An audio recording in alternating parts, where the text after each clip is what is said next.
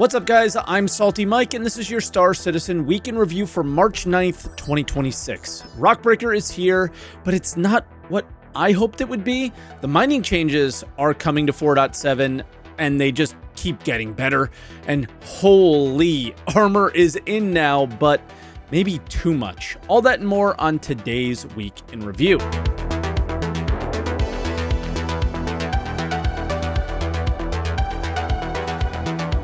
And as always, if this is your first Week in Review, this is where I take all of the official Star Citizen news each week, put it into one video, and share some of my opinions about it. I also live stream on Twitch, twitch.tv/SaltEMike, so stop by and say hi if you haven't yet. I really enjoy seeing you guys over there. No sponsor this week, so if you guys are really enjoying the show, first off, please get subscribed. It goes a long way to helping the channel. And with that, let's get into the patch notes.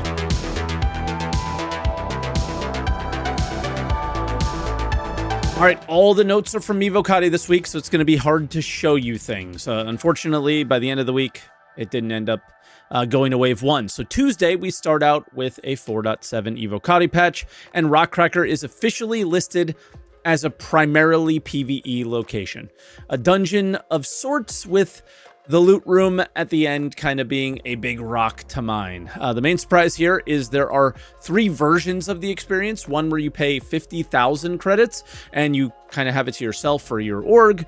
And those are 60 different exclusive locations to kind of fake instancing, I guess, at the moment. Then there are 30 contested versions. 30 seems like way too many is most of the feedback that's been given there, but we won't know until it goes live. This is where anyone can come to the location, and it's of no cost. So expect PvP, maybe, and then 20 that you go to for other random missions like Courier or Eliminate Pilot. Think the asteroid spots around Stanton and Pyro. The hard separations are really weird to me and doesn't really fit the sandbox, in my opinion. I am obviously a Hathor enjoyer and would have loved to see this be a Hathor thing, but I think they just kind of have to choose. It's one thing or it's another. When it's this weird mix, it's odd to me, but who knows? Maybe this split will work. Maybe the PvPers get what they want and the PvEers get what they want, and there'll be a separation between what's earned at one and what's earned at another, but we'll have to see. Then for bug fixes, holy, there's a lot of Argomoth fixes here. This is interesting, as there were a ton of complaints about how long you would have to wait to get a working version of the ship. And just a funny note, it's still not working. It is consuming itself and then kind of like dies when you use it at the moment, I think. But given the complaints, I have not seen a ship get this much attention for fixes immediately after its launch. Like this many bugs fixed. Obviously, there were a lot of bugs with it, so more bugs, more to fix. But typically, when... let's talk about like last year. It was such a fast turnaround for patches that we might get 1 or 2 small fixes here and there on ships, not this many. So maybe this way of doing things is better. Obviously, sound off in the comments, but not about how bad it was released. That's not what we're discussing here, but if we are a little bit more patient, they are taking their time, maybe this is a better solution on how we get things fixed that are broken. For example, if Rockbreaker release is broken, we wait the 2-month period, but we get a Rockbreaker that is really stable, functional, and working, potentially. That's kind of what I'm trying to point out here. Obviously, CIG sucked for not testing the ship, but maybe this is a better solution. Wednesday, this is the only patch I missed, really, because as you can see, it says closed on it. They closed it really quickly after it launched due to crashing issues. But let's take a look at what's unique about this test. They wanted us to only spawn in Nyx. There is clearly something wrong with it that they're trying to nail down before opening to more waves. And I assume that's what it got hit hard with. And honestly, it's been hitting it hard ever since. Thursday, the notes are all about Rockbreaker, really, but specifically talking mostly about blueprints out of, they're not in the fab anymore, and we have to do missions at, it appeared to be the Rockbreaker locations to earn the ones that we want. A lot of people just made ICs because I don't think anything dropped this patch. This looks like a small update to remove screen blur from bleed effects, which is kind of a nice little quality of life change. And then the main kind of great experience that I had was with mining. They added back multiple minerals per rock, and the experience was really great because it's static, meaning that like a rock that was listed as silicon, which I think that they should rename at some point, always has silicon, but always 2 other materials as well, but the same 2 materials. I cannot recall what they were, but it's like, if I see that rock, I know exactly what's inside it, but it's got some challenge to it, more weight, harder to mine, and more material. So really, really good. I did a bigger update talk about this on the TV channel, so check that out and get subscribed over there if you want to hear more. Friday, we had another 4.7 Evocati. The notes were written as if the patch was going to go to OpenPTU to be like more of a reference for players that have not engaged with any of these features yet, as they've all been in Evocati up to this point. But it was extremely unstable, so it did not end up going to Wave 1, and it still is not Wave 1, and I'm recording this Sunday morning at 6:15 a.m., and it was, yeah, still a no-go. I won't touch much on this, as it's hard to cover it without showing it, and honestly, it still feels very much the same, if not worse, at the moment, with like the inventory redesign stuff, because that's what they started out with, and yeah, I just want to assume it's because I'm not used to it, but it's really hard to tell for now. Same goes for crafting. This is something many of you know will be in 4.7, and the notes really seem like they're meant to be an aid for someone who hasn't used the system yet. So link is in the description, and make sure you read this over before jumping into one of the later waves when you guys get in. The biggest change is in this patch, I think, for me, is with blueprints. They decided that they want us to run random missions, and we will get a blueprint drop 25% of the time. I did this, and man, it just wasn't enjoyable. I love the idea of grinding missions for blueprints, but something about the RNG felt really horrible to me. I covered my initial thoughts again on the TV channel, so if you want to check that out, I went into more depth there, but sound off in the comments. Let me know how you guys feel about this. There's got to be a better way. And yeah, this just is not it, right? But the biggest change for everyone in Friday's patch was clearly the engineering stuff. They increased shield health. They now have a minimum alpha damage threshold to start breaking down armor. If you don't meet that, you don't damage anything at all. People are making videos left and right saying how good this is. The light fighter meta is dead. And yeah, I'm not so sure yet. I wanted the light fighter meta to die just like the rest of us, but I wanted everybody to have their own role and things like that. And I think the issue is, I think new players are going to struggle. Base weapon loadouts on new player ships are and tend to be repeaters and tend to be between size 1 and 2. Those are basically worthless now from my experience. I could not even kill a C8 in my testing. So it needs some tweaking, but I think it will potentially bring more ships into the fold. With those tweaks, it might be really fun. Let's see, though. Big talk. It hasn't happened yet. It's going to happen in a few minutes now, but I'm going to bring Virgil from Shadow Moses on to the podcast. Kronzi couldn't make it, so check out the podcast channel. I'll link it in the description for that talk because, yeah, he's one of the best light fighter pilots in the world and is telling me that anybody who is saying that the light fighter meta is dead is delusional. So we'll hear more from him about how this is all going. I think it's just more of the repeater meta than the light fighter meta. Just put on cannons is my understanding. They also made some life support changes, and they seem to want to make it more relevant, but I haven't done much testing on this, so we'll see. And then radar gets a massive change. So we'll probably also talk about this with Virgil. You cannot passively catch someone on your radar based on their cross-section value anymore, only EM and IR. So this is a really interesting change for stealth ships. You also need to put more pips into your radar now. So if you use less pips, you actually get less aim assist. I even lost my targeting altogether when I lowered it too much. This list is like a bunch of radars that they have here, and you can't swap between them or buy them right now. So I'm not sure that's really relevant at all. But yeah, that was the patches this week. Lots of big stuff. but none of it can be shown to you because it's unstable when, I don't know, have we played Star Citizen? So hopefully it goes wave 1 very soon so you guys can start checking it out. We can start showing it, more discussions, more feedback, and all that stuff. Closed tests just are less fun, I think. So with that, let's move on to the monthly report.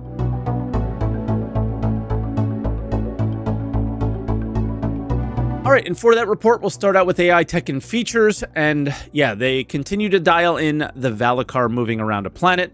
I cannot wait to see how this plays out. It sounds like it's going to be surprising when it emerges, kind of cinema type stuff. Remember what Zach said, cinema at CitizenCon? Like that. Also dealing with NPCs always. I don't know. It's looking scared all the time at the stations. It's just goofy and weird. They're constantly trying to work on it and haven't figured it out yet. Lastly, they are starting to work on the AI part of the refueling missions. I have zero confidence these will work, but if they do, I'm not even sure they'll be fun. So, we'll see. I've said a lot about how I feel about refueling, and I think CIG is going in the wrong direction there. Character art. I never want to avoid this section, but it's starting to feel like a skip to me. In 2023 and 2024, I really expected that 2 years later, I wouldn't still be left wondering why every armor is identical to each other besides a few outliers. This team seems to have been completely consumed by the monetization type content instead of game content, which is really frustrating. Then ship art, onto the team that is entirely marketing, right? The gold standard Hammerhead is closing out, and it also hints at a new variant of it, where Jared hinted something about sharks with lasers on their head on an SCL at some point, something like that. So I assume we will have a similar weapon to the Idris, but on a Hammerhead. I don't know how I feel about that, because the Idris, we've talked lots about being a huge problem. More exciting for me is the Hull B. It's also getting close to release with a focus on the spindle animations. Remember, it's going to look more like an X now instead of previous concept art that you may have seen. The Ironclad is in a similar place to the Hull B, so I expect to see both around Invictus this year in May. In North America, they are working on an unannounced ship, and the Kraken had some slowdowns, but the main information we gather here about it is it's a 2027 release date, not in 2026. So it will be hard to be excited about news around the ship until we're way closer to next year. Then core gameplay. This section is incredibly slow this month, similar to last month, sadly. And I'd like to remind many of you that Star Citizen is a video game. So the gameplay section should probably be the longest one. But most of the work is not on the team that ties all of these other teams together to make a video game. Weird. I don't know what's going on here. Hopefully it's just people are working so hard on the video game that they don't have time to write these things up. Something that does tie a lot of things together was mentioned, though, and that is the Capital Ship Services. This sounds like an official name now, which is where we can refuel, rearm, and repair inside larger ships like a Polaris or an Idris. They seem to like the progress there, and I look forward to it. Economy, inversely, this section is larger than normal. The big thing here is they seem to have addressed some of the exploits. I can confirm one of them is fixed in 4.7 so far. I'm not going to tell you which one. They are also working on more guardrails and monitoring to catch this earlier. Previously, someone like Space Cutlet had to get so annoyed that he would post a video about how to do the exploits just to get CIG to address them. Outside of that, they're getting positive feedback around Alliance Aid. I don't know who's giving positive feedback around Alliance Aid, and for crafting and item recovery. I am just sitting here wondering how bad this is going to be, and I want to kind of be proven wrong, but we'll see. Mission design, this is pretty simple, and the stuff we've covered over the past few weeks is just the new missions available in 4.7, which is courier missions, which, you know, will be handheld stuff, delivery missions, which are 1 SCU boxes with a max of 6, and then above that is cargo missions. They are also fixing some issues with ship defense missions to track health better. I did one of these. I didn't even see the ship's health in the mission, so I don't know how that's going in Evo. Online tech, no real concrete information here, but to mention work on two really key things players are anticipating in Star Citizen.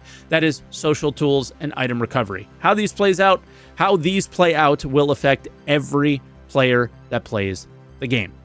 That was the monthly report. Let's move on to a pretty short video update.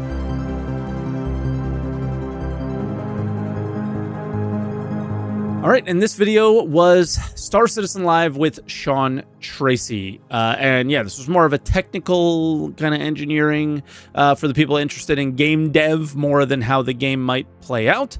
But there are a few interesting ones. So let's start out with this crazy character customizer question. Body type, height, weight, scars, cybernetics, image-based face creation, VoIP scan import.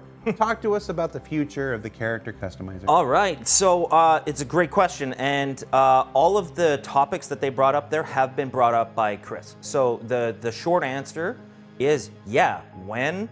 Wow. One of the things that is coming sooner than it is later is scars, and we call it's the feature and the technology of it is blood, sweat, and tears is what we call it, right? So it's so the characters can bleed, so they can sweat, so that they can cry. And what that does bring you is some decal support for the characters, and that's what's actually really critical to have scars and things like that. The body question is a bit of a bigger question, and it's already been a mandate that Chris has put forward that he wants to be able to have custom bodies. Now, I'm not going to talk about the height adjustment because the height adjustment is a different problem than is the, I call it thin fat variations. So thin fat variations have been around for ages and ages and ages. And the old way of doing it is you literally have a thin one, you have a fat one, and you kind of blend in between all of them, right?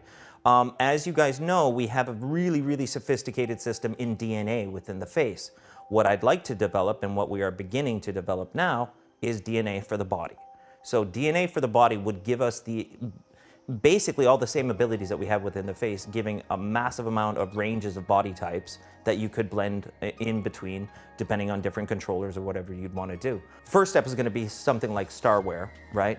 And then we need to be able to look at the body adjustment. So I think that's shortly to come. There's no tech stopping us now from the cybernetics of it. But the question then begets, can you take it off? What happens to FPS gameplay when you take your right arm off?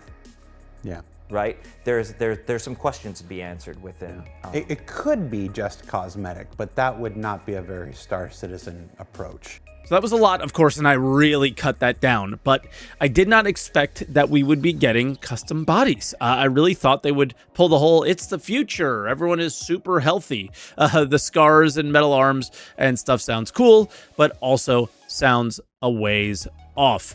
And then the next question is a thing that we will actually see this year. Let's talk about Starware. Had quite a few questions about Starware. We've name dropped it a few times, but not really an update. We've been talking about this for a while now. What can you tell us about where it's at? Yeah, we have a super rigid schedule now.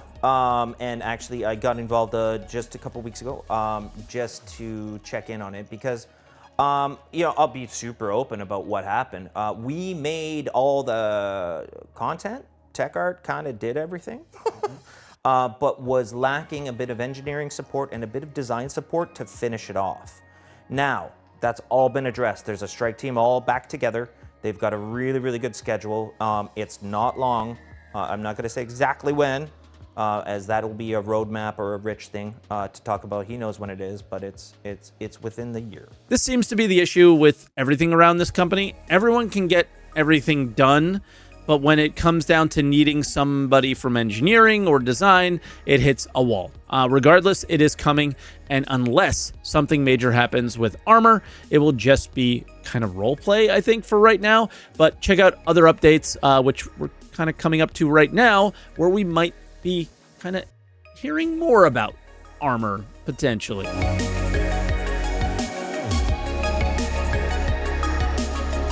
All right, we got an interesting start to other updates. This is the sneak peeks section, 2 of them. This is the first, I believe, but they put a sneak peek on Twitter this week. This was for the new Rock Breaker stations. The main stuff to take away is the environment is clearly very cold and icy, and they give a good look at the faction that is occupying the location. And then the typical sneak peek that we're used to is something that I am really nervous for. This is the first time we are seeing the Aurora Mark 2. It is no bigger than the last one on the image that I can tell. Hopefully what's behind the seat leads to a room in the back, like the Prospector perhaps. Not so sure what to make of it. You know, how they're really going to make it a Mark II here based on this image. So I hope they don't just ruin the icon. I think it's an icon to me. That was my first purchase to get into the game, Star Citizen. I hope they just don't add some really weird, silly gimmick to it. So let me know what your thoughts are on what you've seen here. And yeah, do you love the Aurora, hate the Aurora? Let me know in the comments. Subscriber promotion. This brings an item we've seen, you know, for a long time. But the $10 sub item is just a skin for the med gun. So nothing too crazy there. But the unique one that we've seen for a while is this medical container, which is the $20 sub item. And it holds med pens, med gel, and the gun as well. The item looks cool, which is very Star Citizen of them. But the functionality from a video game perspective seems non-existent, which again, I'd like to remind you that Star Citizen is a video game. But most games, you can kind of hold more medical items in a medical container. I could just hold this in my backpack, right? I can hold it's all the same. So it really matters like what the size of the item is and how you can hold it in your backpack. Can it be attached to like medical armor or something in the future? But yeah, I don't get it. I have no idea what's going on with this. It makes no sense to do it this way, but it's always this immersion thing and physically picking up things than ever video gaming things. And of course, the last bit puts the two together for sale in a package. Then the next SCL is a post that we had because Jared didn't announce it at the end of SCL because he wasn't sure what he was doing.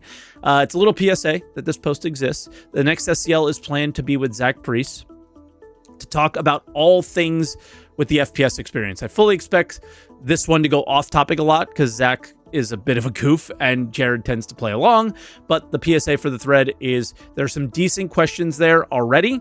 And yeah, we'll see how the show plays out next week. Hopefully, this is where we hear an update on armor changes that I had mentioned earlier, desync issues, and all sorts of stuff like that, but who knows? And with that, everybody, that was Week in Review. I hope you guys enjoyed it as much as I enjoyed making it each week for you. So hit the like button if you did. Comment. There's lots of things that you can comment on because you haven't played it yet, right? So there's, I want to hear what you guys think before you get into it, and then when we actually do cover it where you have played, I want to hear what you think after you've played some of these things, especially the engineering changes, the mining changes, crafting, that kind of stuff. And yeah. Unstable. The Rockbreaker stations don't work yet. Whew, starting to feel like last year, but now we have to wait 2 months for a broken patch? I hope not. But with that, everybody, thank you so much for watching, and I will see you next week.